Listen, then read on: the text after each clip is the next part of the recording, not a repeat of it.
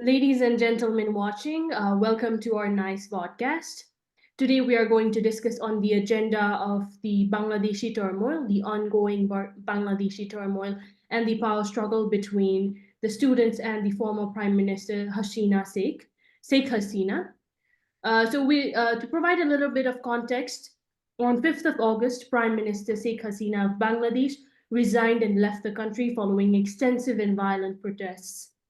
The unrest began in July with student demonstrations against a government job quota system, which later escalated into a broader anti-government movement. As protesters stormed her official residence in Dhaka, Hasina was evacuated by a military helicopter to India. Interim government is now formed under Nobel laureate Muhammad Yunus. In this segment, we have invited Dr. Professor Sanjay Bhardwaj, who is a professor at Center for South Asian Studies, School of International Studies, Jawaharlal Nehru University, and New Delhi. Professor Bhardwaj, welcome to NICE. It's so wonderful to have you here on one of our segments of the podcast. Thank you, Rubika, and thank you, Nice, for the invitation. Okay. So, Professor Sanjay, sir, I'd like to ask you a few questions regarding the ongoing political situation and political instability in Bangladesh. So, can you explain about the ongoing events, like the recent events in Bangladesh and the causations, like why did such events occur in Bangladesh? See, whatever is happening today in Bangladesh, it has a history of confrontational politics. Bangladesh, it's very significant geostrategically and geoeconomically, and is a eastern neighbor in South Asia. It's a small territory relatively, but is a huge population. The demography of Bangladesh is highest in South Asia. This country is highly, or you can say, Muslim majority country, where more than 90% people constitute belongs and have faith in Islam, and the largest minority is Hindu. This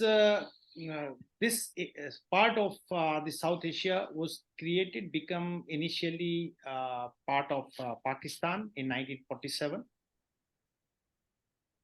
Though the polity and the way the Pakistan was moving was not acceptable to the East Pakistanis, the Bengalis, because the Pakistan, they wanted to have and to promote the Islamic nationalism or Islamic identity with Urdu as its national language.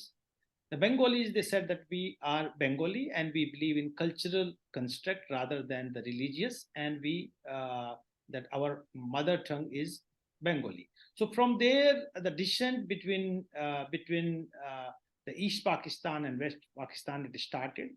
But very interesting point is that the creation of Pakistan was based on religion, but the creation of Bangladesh was based on language. Mm-hmm. And in 1971, it has been created on the basis of four core principles: democracy, secularism, socialism, that is social justice, and the Bengali nationalism.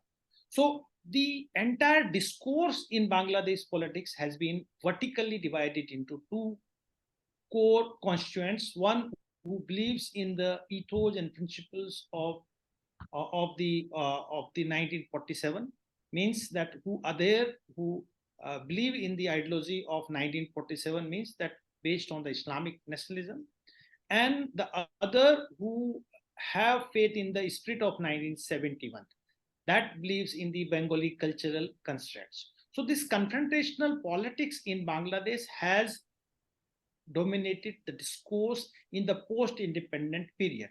After assassination of Bangabandhu Mujibur Rahman, who was the father of the nation and who led the liberation war, or you can say freedom struggle of Bangladesh, was assassinated in 1975, and the forces of 1947, who believed in Islamic nationalism, were believing in the old Muslim League's ideology, had dominated the politics of Bangladesh, and they have converted, they changed the constitution, nature of the constitution. Secularism was replaced by Almighty Allah. On the top of preambles, Bismillah or Rahman were written. Spaces already the Islamic countries were established. My point is very simple here, that Mhm. the two forces had been dominating in Bangladesh. One who believes in Islam, Islamic nationalism, the core of their ideology is religion, and the other forces who believes in the democratic ethos, secularism, and inclusive polity, but their core idea is Bengali nationalism.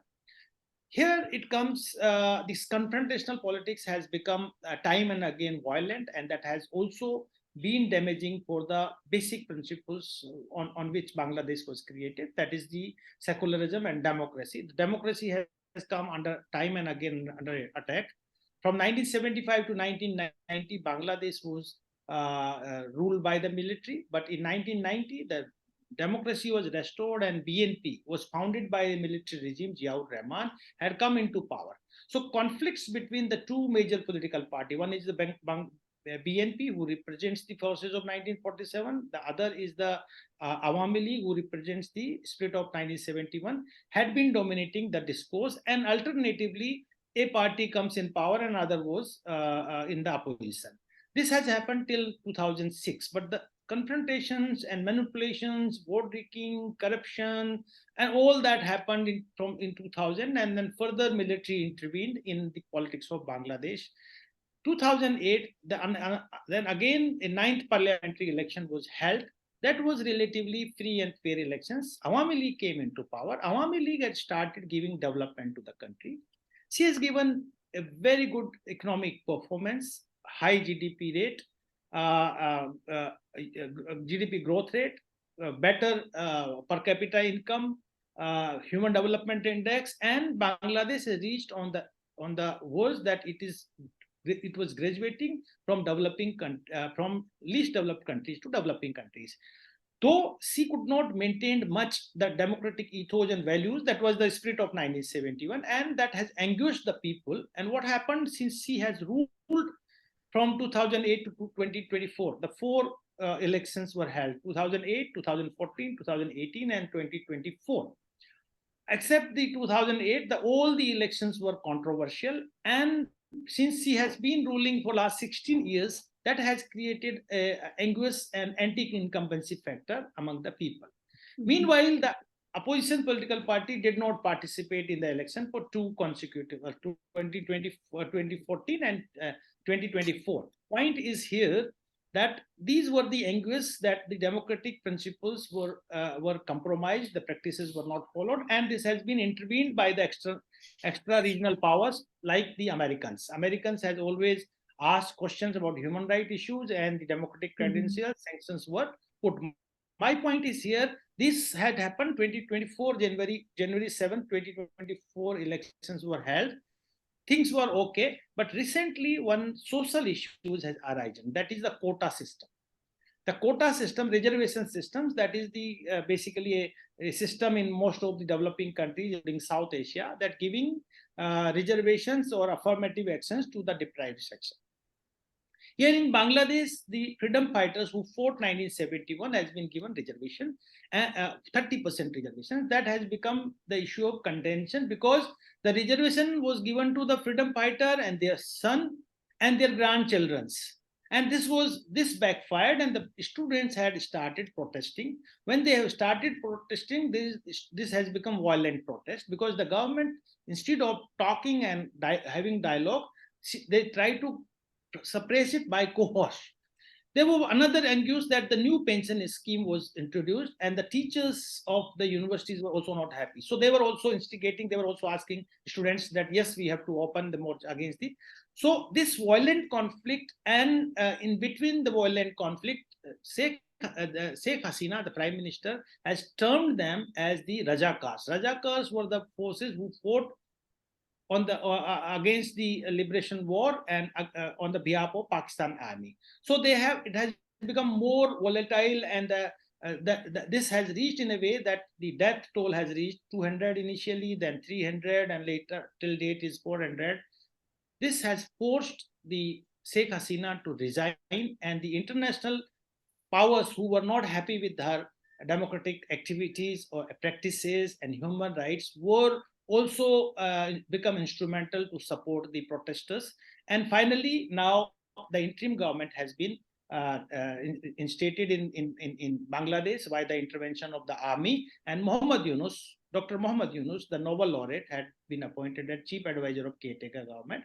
He has a pro-left, pro-West, and neoliberal approach in his policies and his thought. So he has been considered that he had, because two very important initiatives he has taken, that poverty elevation and women empowerment, were very significant contributions to the history of modern world. So now let's see that who will be the other advisors in the caretaker government and where the polity will go. So looking at the ongoing situation and the deteriorated situation, in fact, so what do you think, will happen in the next few days, or like, what will happen next in Bangladesh? What is your anticipation? And what do you think, in which direction is Bangladesh actually heading now? So it depends now on two things. One, first thing is that the domestic anguish about the job, about the employment, about inflation, giving equal opportunities. These were the grievances of the people, and that has erupted as the violent movement. How the new government will fulfill these demands of the youth, the young who were protesting? That's one question. Second question is that who will be other advisors? Are they belongs to the different political parties? Like there are Jamaat Islam, the hardliners who believes in Islamic nationalism. There are BNP, who had been the other center to right political party. Third is Jatiya Party, and there are also Samaj Tantrik Dal, Jyoti Samaj Tantrik Dal, and Communist Party, and all left oriented parties. Apart Awami League. So if all the parties will come together and will be included in the government, that would become a national government, inclusive government.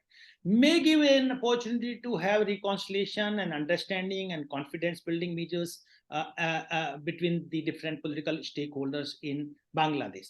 And if it doesn't happen and you keep Awami League outside and you involve only a section who oppose the Awami League, who are anti-Hasina, and they are forming the government, then it will further become the partisan government. And if the partisan government will again create an instability in Bangladesh.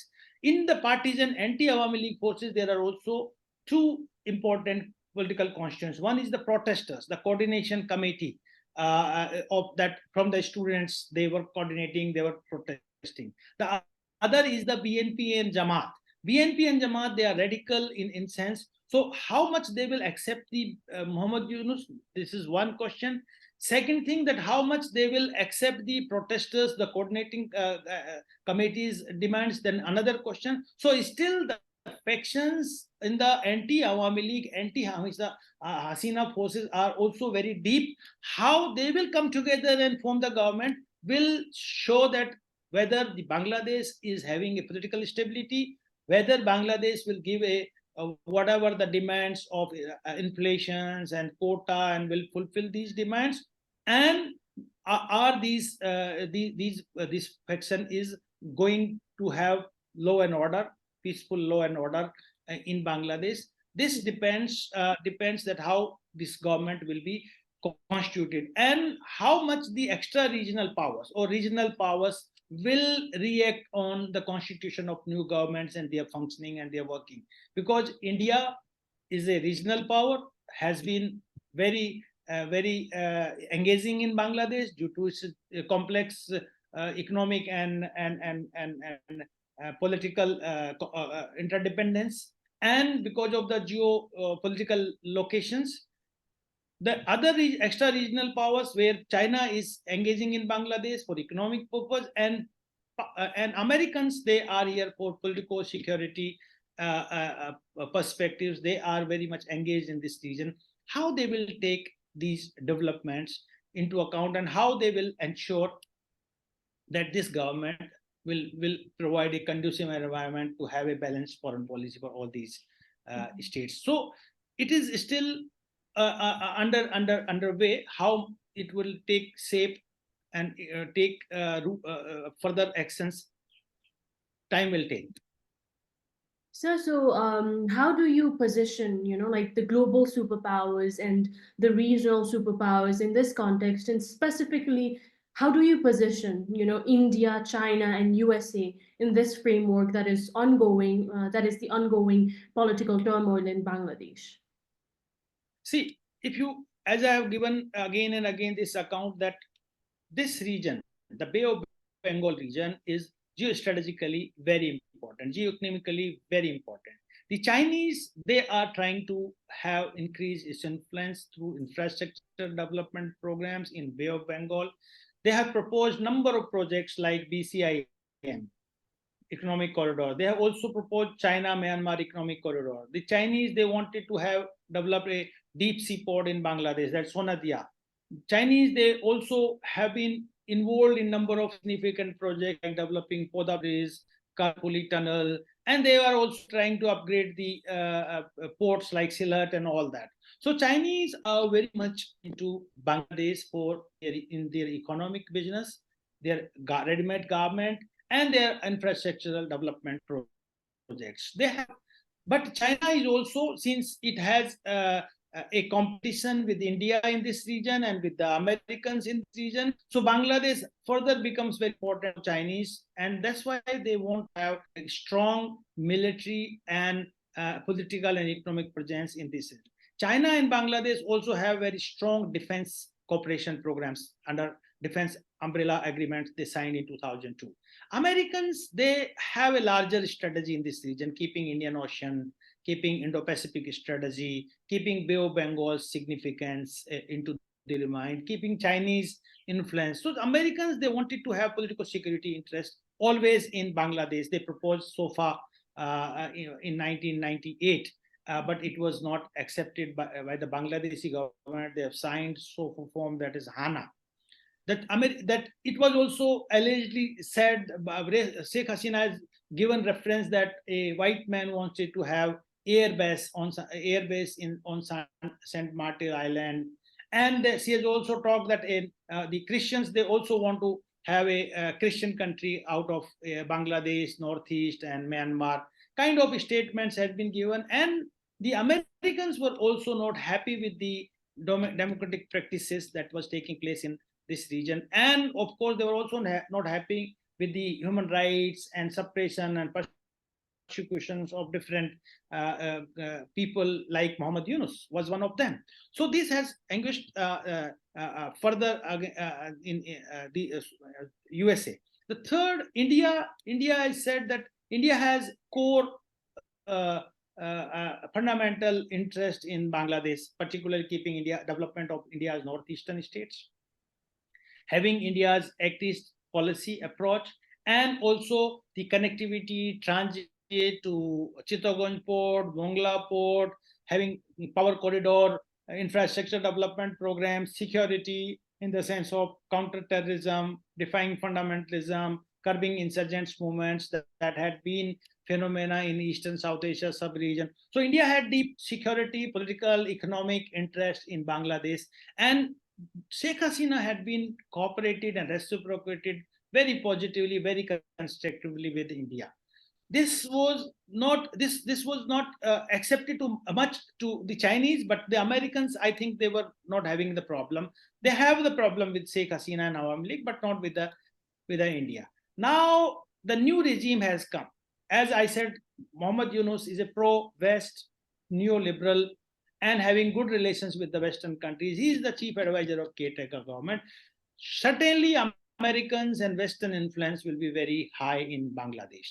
How it would they will adjust with India, because America and India has conversion of interest in this region. They are both looking to minimize the Chinese influence in South Asia and in general, and Bangladesh in particular.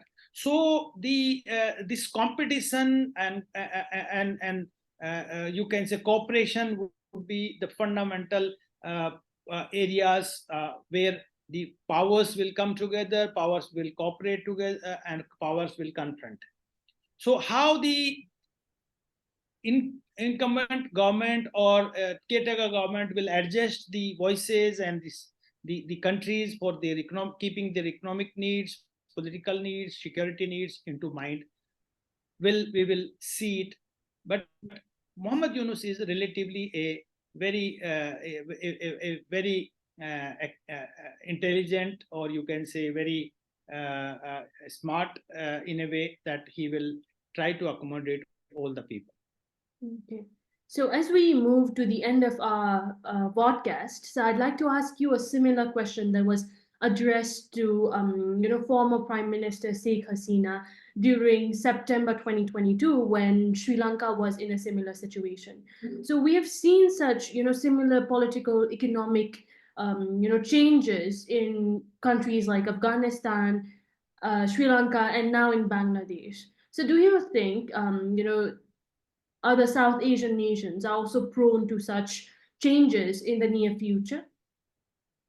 See, the fundamental reasons that this is not happening with India, but all the other South Asian countries have been politically, they have seen political instability. Nepal, Sri Lanka, Bangladesh, Maldives, Pakistan. I think somehow the democratic institutions are very weak in these countries. Or I would say that institution of democracy has not been institutionalized as it is required for have a stable government. What happened from the initially India was democratic but did not pay any attention on democratization of these countries. And Pakistan has gone under the military regime. Bangladesh has also gone just after the independence under the military regimes. In Sri Lanka, the ethnic conflicts has become a big issue with Tamil and Sinhalese Buddhist. And Nepal, since the monarchy was dominating in Nepal. So these countries, they have started their journey very late. And because of this, they could not institutionalize the democratic institutions. This has become a fundamental reasons of that. They are going, they have, like Nepal has come out with a constitution. They are getting institutionalizing, they are becoming mature politically. And I think once the things would be okay in the coming years, that South Asia will have a better stability and better political environment.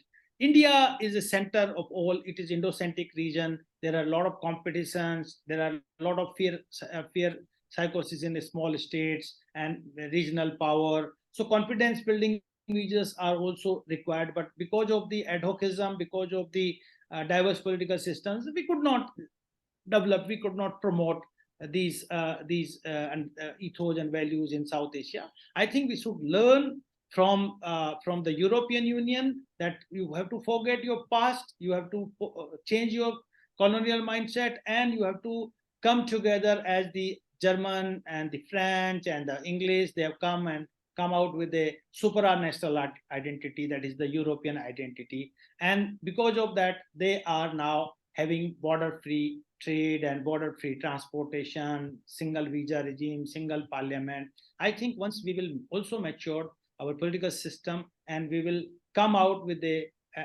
educated youth of this subcontinent, they will also have a very conducive and cordial environment for the development. And I'm sure this would happen in the years and the time to come. Professor Sanjay, was so wonderful having you for one of our podcasts. Thank you so much for providing us your invaluable insights, and thank you so much for being generous with your time and perception.